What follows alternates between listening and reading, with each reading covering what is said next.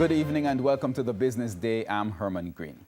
Jamaica has been selected to host the next Caribbean Hotel Investment Conference and Operations Summit, CHICOS. The event is expected to attract 300 attendees who are interested in hospitality development in the Caribbean. Now, Managing Director of HVS and hospitality consulting giant Paris Jordan says the conference will bring a significant number of investors in direct contact with Jamaican partners. You have everyone in the room, all the decision makers, and that's what we're proud of. At CHICOS, we bring 300 investors, and deals can be done right there in that room because at the same time, you have the developer who wants to build a hotel. You have the brand that wants to place their brand in the hotel. You have the bank that wants to finance that project. And you have the government that they need to speak to understand what type of approvals are needed and so forth. In the meantime, State Minister in the Ministry of Industry and Commerce, Floyd Green, says the government is working to complete the national investment policy to ensure that deals can be finalized easier once the conference starts. We are now in the stage of finalizing our national investment policy.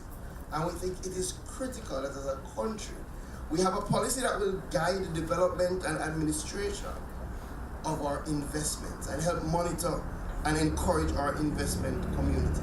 It will ensure that there is cohesion through all related initiatives, programs, incentive regimes, and stakeholder contributions. In fact, we are now finalizing our policy, getting ready to table that at Cabinet, and that will guide what we do.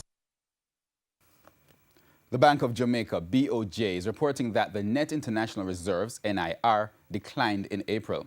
At the end of April, the NIR was valued at a little over $3 billion. It was down by $65 million compared with the previous month. The report comes as the Jamaican dollar trades at its highest rate against the US dollar in 4 months. The Jamaican dollar, which lost 6% of its value against the US dollar in April alone. Meanwhile, currency trading ended today with the US dollar selling for $137.05. The Canadian dollar is now selling at $100.78. The pound is selling for $178.26, while the euro closed the day at $153.41. Now on the stock market, the JSE index gained 3,931 points today, while the junior market index is up 14 points.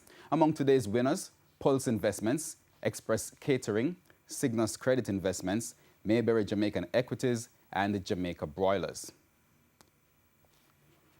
Now on the losing side were iCreate, Jetcon Corporation, Medical Disposables and Supplies, Paramount Trading, and JMMB 6% USD.